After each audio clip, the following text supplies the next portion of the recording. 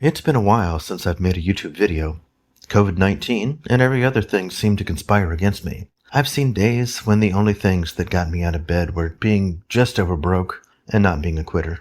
These days, I'm not experiencing the same level of financial stress. However, with so many apologists dying recently, I can't help wonder what my part will be in defending the Christian faith. I've been confused when opportunities never arrived, or they weren't opportunities I felt would honor God.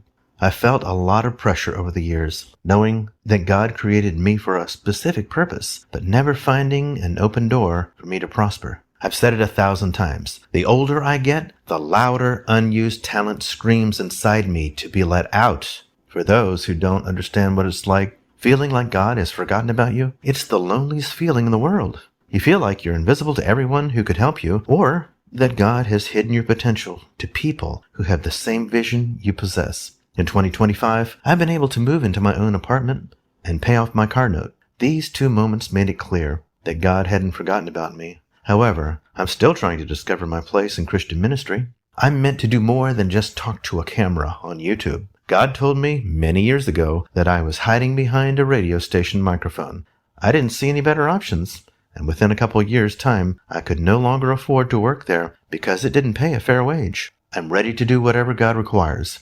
The challenge I'm facing is how to determine the next step, something that will give me a chance to speak to others in public. Exceptional talent is never enough to be successful. If it were, all the truly gifted people of the world would be rich. Looking back, I know I've limited God's control in my life.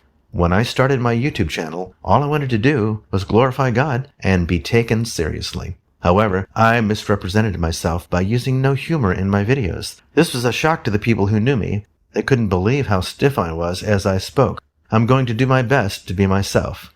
It's not easy being an extreme extrovert and having no one to talk to while on camera. It feels like my personality decided to sleep in because extroverts get their energy from people. All the pieces are in place for me to succeed, but I'll need to learn how to be an effective marketer.